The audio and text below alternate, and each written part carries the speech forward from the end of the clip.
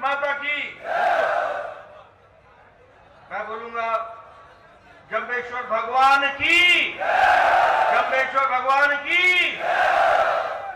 जय तेजाजी महाराज की, जय तेजाजी महाराज की।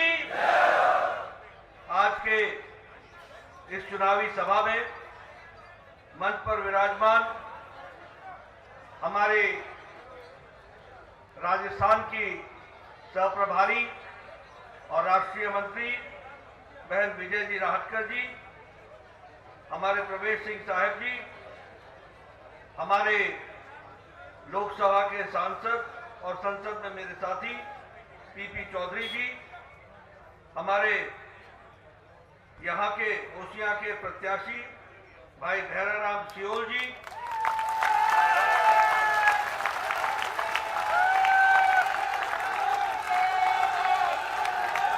माननीय जगदीश छाबा जी, जगराम बिश्नोई जी, पुष्प जैन जी पूर्व सांसद, शंभू सिंह जी, सम्मानित मंच और यहां इतनी बड़ी संख्या में एकत्र आए देवियों और सज्जनों, मेरे युवा साथी और मीडिया के मेरे साथी, प्रिंट मीडिया और इलेक्ट्रॉनिक मीडिया के साथी मित्रों, आज आप सब लोग इस चुनावी सभा में भाई भैराराम जी को विधानसभा के प्रत्याशी के रूप में इस सभा में आशीर्वाद देने के लिए आए हैं।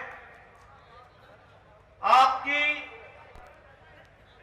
जो तालियां हैं, जब मैंने भैराराम सियोल जी का नाम लिया,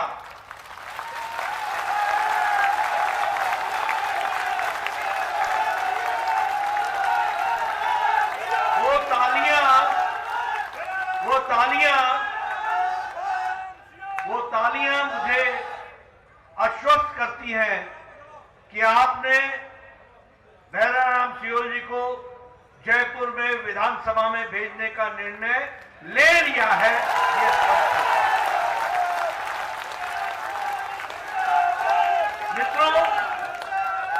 मित्रों, ये सिर्फ भैराराम जी को जयपुर विधानसभा में भेजने का ही लक्ष्य नहीं है। ये लक्ष्य है कि राजस्थान आज जिस तरीके से इसे ग्रहण लगा है अशोक गहलोत की सरकार में, इस ग्रहण से मुक्त कराने का भी अवसर है और उसका माध्यम भैराराम सियोल है। ये हमको याद है। जब मैं कहता हूं कि भैराराम जी जब जाएंगे तो वो लड़ाई लड़ेंगे, और वो लड़ाई किस बात की होगी? जिस बात में राजस्थान जो जहां देवता बसते हैं, जहां वीर बसते हैं, जहां वीर सपूत बसते हैं, जहां संस्कार बसते हैं, जहां मानवता बसती है, उस राजस्थान को 5 साल में अशोक गहलोत की सरकार ने तार तार करने में कोई कसर नहीं। मैं सच बोल रहा हूं कि नहीं बोल रहा हूं? आज राजस्थान का नाम भ्रष्टाचार में नंबर 1 पर आ गया। आज महिला उत्पीड़न और महिलाओं के साथ अत्याचार में राजस्थान का नंबर 1 पर आ गया। भारत के वीर सपूत राजस्थान के किसान जो हमेशा प्रगतिशील रहे, उनका तिरस्कार करने में राजस्थान की अशोक गहलोत की सरकार नंबर 1 पर आकर के खड़ी है। युवाओं के साथ धोखा देने के काम में अशोक गहलोत की सरकार नंबर 1 पर आकर के खड़ी है। और धार्मिक तुष्टीकरण में भाई को भाई से लड़ाकर वोट लेने की राजनीति में भी राजस्थान नंबर 1 पर आ गया। बोलिए, ये ग्रहण जो लगा है, इसको 25 तारीख को इस ग्रहण से निजात दिलाओगे ना? दिलाओगे ना? देखो भाइयों, एक बात याद रख लेना, पीछे आपसे गलती हुई है। क्या गलती हुई है कि आपने कांग्रेस पार्टी को जिताया। एक बात याद रखना, जहां कांग्रेस है वहां भ्रष्टाचार है, जहां कांग्रेस है वहां अत्याचार है, जहां कांग्रेस है वहां व्यभिचार है, जहां कांग्रेस है वहां आपकी विश्वास का विश्वासघात है, जहां कांग्रेस है वहां लोगों के साथ खिलवाड़ करने का काम तो कांग्रेस करती है। जहां कांग्रेस है वहां लूट है, जहां कांग्रेस है वहां घपला है, जहां कांग्रेस है वहां घोटाला। जहां बीजेपी है वहां महिलाओं का सशक्तिकरण और स्वावलंबन है। जहां बीजेपी है वहां युवाओं के माध्यम से विकसित हिमाचल, विकसित भारत और विकसित राजस्थान का रास्ता है। जहां किसान का क्या हक है वह भारतीय जनता पार्टी जहां है वहां पर है।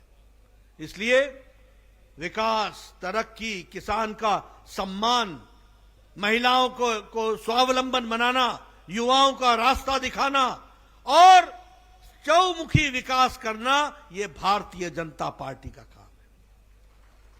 जब मैं कहता हूं कि कांग्रेस मतलब भ्रष्टाचार, तो कहने के लिए नहीं कहता हूं। आप बताइए, कांग्रेस के टाइम में पनडुब्बी का घोटाला हुआ था कि नहीं हुआ था? हुआ था कि नहीं हुआ था? आप बताइए, कांग्रेस के टाइम में हेलीकॉप्टर का घोटाला हुआ था कि नहीं हुआ था? आप बताइए, कांग्रेस के टाइम में 2G घोटाला हुआ था कि नहीं हुआ था? आप बताइए, कांग्रेस के टाइम में कोयला घोटाला हुआ था कि नहीं हुआ था? आप बताइए, कांग्रेस के टाइम में चावल घोटाला हुआ था कि नहीं हुआ था? न इन्होंने आकाश छोड़ा, न पानी नीर समुद्र छोड़ा, न पाताल छोड़ा, न धरती छोड़ी, सब जगह भ्रष्टाचार ही भ्रष्टाचार किया। यह आपको याद रखना चाहिए। और अशोक गहलोत इसने तो वृद्धा पेंशन में भी घोटाला कर डाला, यानी वृद्धाओं को भी नहीं छोड़ा। बोलो, घोटाला किया कि नहीं किया? और मालूम है कितने का किया? 450 करोड़ रुपए का। ये छोटा मोटा धंधा नहीं करते, बड़ा धंधा। आप बताइए, अशोक गहलोत के भाई ने सब्सिडी का फर्टिलाइजर एक्सपोर्ट किया कि नहीं किया? घोटाला किया कि नहीं किया? आप बताइए, अशोक गहलोत के परिवार ने 11,000 करोड़ रुपए का कॉन्ट्रैक्ट लिया कि नहीं लिया? भ्रष्टाचार किया कि नहीं किया? ऐसे लोगों को छोड़ना है क्या? 25 तारीख को जवाब दोगे ना? आप बताइए, ये महिला उत्पीड़न में नेशनल क्राइम रिकॉर्ड ब्यूरो में राजस्थान नंबर 1 पर है कि नहीं है? रेप में नंबर 1 पर नहीं है कि नहीं है? प्रतापगढ़ की घटना याद है ना? चूरू की घटना याद है ना? भीलवाड़ा की घटना याद है ना? बाड़मेर की घटना याद है ना? अलवर की घटना याद है ना? और अभी अभी दौसा की घटना याद है ना? ये सब महिलाओं के दृष्टि से मैं बोलता हूं, महिलाओं के सम्मान के लिए आपको बदला लेना पड़ेगा और 25 तारीख को भैरा राम को भेजना पड़ेगा, कमल खिलाना पड़ेगा। इसके लिए आपको काम करना। आप बोलिए, किसानों के साथ धोखा हुआ कि नहीं हुआ? 19,400 किसान की धरती कुरखुई की नहीं हुई? उनके साथ छल हुआ कि नहीं हुआ? मित्रों, आप बताइए, धार्मिक उन्माद में नारे राजस्थान की धरती पर लगे कि नहीं? सर तन से जुदा लगे कि नहीं लगे? रामनवमी में शोभा यात्रा को रोका गया कि नहीं रोका गया? कांवर यात्रा को रोका गया कि नहीं रोका गया? 300 साल मंदिर पर बुलडोजर चला कि नहीं चला? आप बताइए, ऐसी सरकार को रहने का अधिकार है क्या? रहने का अधिकार है क्या? आप बताइए, 5 साल में ये योजना भवन के तहखाने में क्या मिला था? क्या मिला था? सोना। क्या मिला? कितना पैसा मिला? 2 करोड़ 40 लाख। क्या है ये धंधा? मतलब कोई शर्म नहीं, कोई हया नहीं, कोई लोगों की चिंता नहीं। ये योजना भवन है या भ्रष्टाचार भवन है? बताइए, रीट में भर्ती घोटाला हुआ कि नहीं हुआ? युवा याद करो, हुआ कि नहीं हुआ? 19 बार पेपर लीक हुए 5 साल में, 19 बार। आप बताइए, वन रक्षक की भर्ती में घोटाला हुआ कि नहीं? पुलिसकर्मी में घोटाला हुआ कि नहीं? पटवारी भर्ती में घोटाला हुआ कि नहीं? आप बताइए, इनके रिश्तेदार नौकरी में लगे कि नहीं लगे? अब आप बताइए, ये भ्रष्टाचारी सरकार है कि नहीं? ये सरकार महिलाओं को उत्पीड़न करने वाली सरकार है कि नहीं? ये किसानों को धोखा देने वाली सरकार है कि नहीं?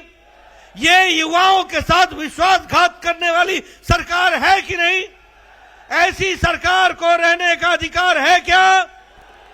तो भैरा राम को भेजना हमारी जिम्मेवारी है, कमल खिलाना हमारी जिम्मेवारी है।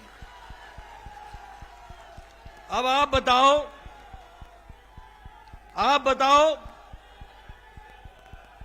बताओ, मोदी जी के राज में देश आगे बढ़ा कि नहीं बढ़ा? भैया बताओ, मोदी जी के राज में देश आगे बढ़ा कि नहीं बढ़ा? आज जब दुनिया की सारी अर्थव्यवस्था सारे देशों की लड़खड़ा रही है, चाहे युद्ध हो हमास के साथ इजराइल का, चाहे युद्ध हो यूक्रेन का, चाहे कोरोना हो, सारे दुनिया के देश की अर्थव्यवस्था लड़खड़ाई हुई है। लेकिन मोदी जी के नेतृत्व में भारत ब्रिटानिया को पिछाड़कर 11 नंबर की अर्थव्यवस्था से आज 5वें नंबर की अर्थव्यवस्था बन गया है। और अभी भैरा राम को जिताना, सन 24 में मोदी जी की सरकार फिर से लाना, भारत तीसरे नंबर की अर्थव्यवस्था बन जाएगा 27-28 में। 9 साल पहले आपके हाथ में मेड इन चाइना का मोबाइल होता था, 9 साल पहले। आज आपके हाथ में मेड इन इंडिया का मोबाइल है, भारत में बनने लग गया मोबाइल। 9 साल पहले ऑटोमोबाइल की गाड़ियां बाहर से बनकर के आती थी, आज सारी गाड़ियां भारत में बनती हैं और तीसरे नंबर की ऑटोमोबाइल इंडस्ट्री बन गई। इस बात में हम दूसरे नंबर पर आकर के खड़े हो गए। बोलो, भारत तरक्की किया कि नहीं किया? प्रधानमंत्री गरीब कल्याण अन्न योजना में 80 करोड़ जनता को 5 किलो गेहूं, 5 किलो चावल और 1 किलो दाल मिला कि नहीं मिला? मालूम है फर्क क्या पड़ा? फर्क यह पड़ा कि भारत के 13.5 करोड़ लोग आज गरीबी की रेखा से ऊपर आ गए हैं, यह फर्क पड़ा। भारत में अति गरीबी 1% से भी कम हो गई है। आप बताइए, प्रधानमंत्री जी ने 4 करोड़ प्रधानमंत्री आवास योजना दिया कि नहीं दिया? और 20 लाख आवास योजना राजस्थान में दिया कि नहीं दिया? और अशोक गहलोत ने 9 लाख मकान बनने से रोका कि नहीं रोका? अब तुमने 25 तारीख को उसको रोक देना और कमल खिला देना, भैरा राम को भेज देना, इसकी आपको चिंता करनी पड़ेगी। मित्रों, आप बताइए, राजस्थान में ये जो केंद्र सरकार की तरफ से बजट आया, भारतमाला प्रोजेक्ट में 44,000 करोड़ रुपए मिला कि नहीं मिला? 2,400 किलोमीटर की सड़क एक्सप्रेसवे बन रही है कि नहीं बन रही है?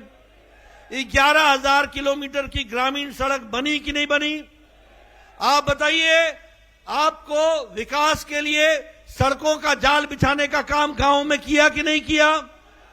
मित्रों, जो हम कर सकते थे, जो भारत सरकार कर सकती थी, वो की।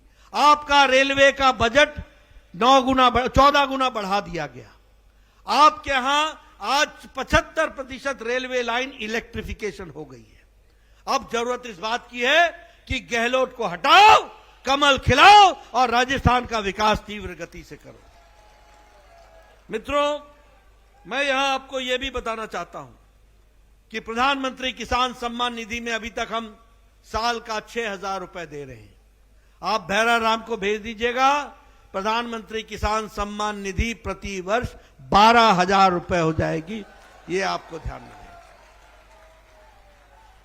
उसी तरीके से ये जो किसानों की जमीनें कुर्क हुई हैं, हम एक कंपनसेशन नीति बनाएंगे और उस कंपनसेशन नीति के तहत किसानों को न्याय दिलाएंगे, इस बात को भी हम तय करेंगे।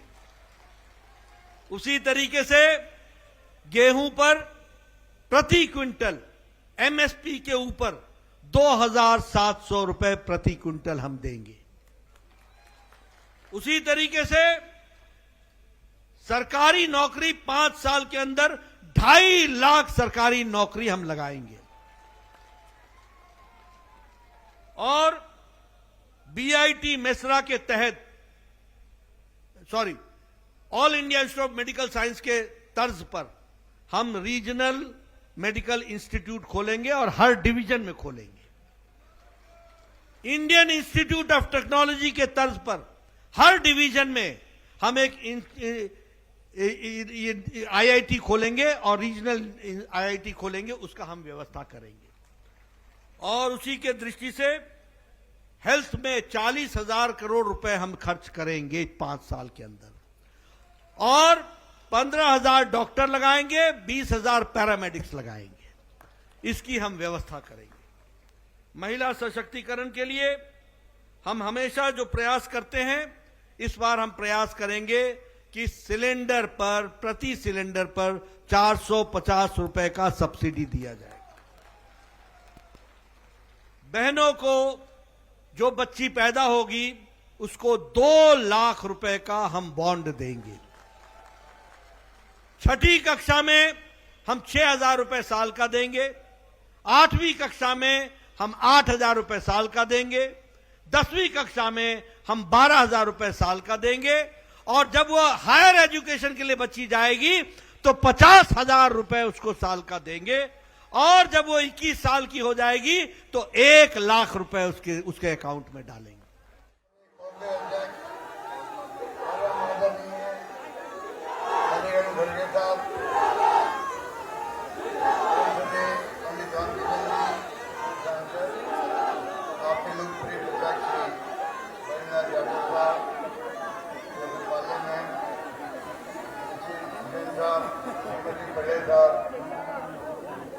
हमारे गाँव में जो पिता की बहन थे अमरजीत जाटव जी, हमारे वरिष्ठ नेता मोहन प्रकाश जी, दिनेश त्रिपाठी जिलाध्यक्ष, तमाम उपस्थित समन्वय मंच, उपस्थित बुजुर्गों, भाई और बहनों, नौजवान साथियों, मैं सबसे पहले अपनी ओर से, आप सबकी ओर से, तो प्रदेशवासियों की ओर से